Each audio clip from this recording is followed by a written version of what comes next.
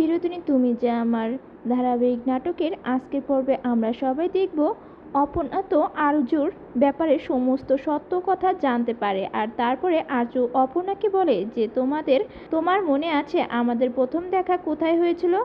আর তখন অপর্ণা বলে আমার সব মনে আছে স্যার, আমি কিচ্ছু ভুলিনি। আর তখন আর বলে যে আমরা সঙ্গে সেখানে আবার দেখা করব।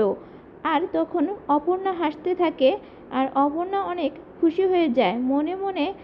আমরা দেখতে পাই অপর্ণার সঙ্গে হাত ধরে অপর্ণা খুশিতে নাচতে থাকে, গান গাইতে গাইতে থাকে, সবাই অনেক খুশি, একেবারে নাচানাচি তো হচ্ছেই।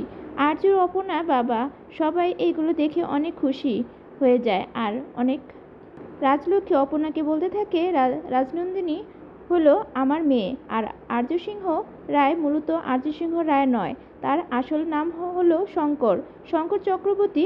আর সে ছিল আমার মেয়ের জামাই।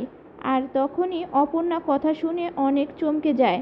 অপর্ণা বলে যে রাজনন্দিনী তখন রাজলোককে বলতে থাকে যে হ্যাঁ রাজনন্দিনী আমার মেয়ে। আর তখন অপর্ণা মনে মনে ভাবতে থাকে যে তাকে কেন আমি বারবার দেখি, মনে হয় সে যে আমাকে কিছু একটা বলতে চায়। কেন এসব সত্যি জানার পরও, এত কিছু হওয়ার পরও কেন আমার একটা অস্বস্তি লাগছে, অস্থির হয়ে লাগছে, কিছুই যেন একটা মিসিং আছে যেটা আমি জানি না এখনও। আর তারপর রাজকে বলতে থাকে যে আমার স্বামী আর আমার মেয়ে মারা যাওয়ার পর ওরও মানুষ সমস্যা দেখা যায়, ও তখন অস্বাভাবিকভাবে আচরণ করতে শুরু করে। আর তখনই আমাদের সে দুর্বলতার সুযোগ নিয়ে সবাই আমাদেরকে ঢুকেছিল।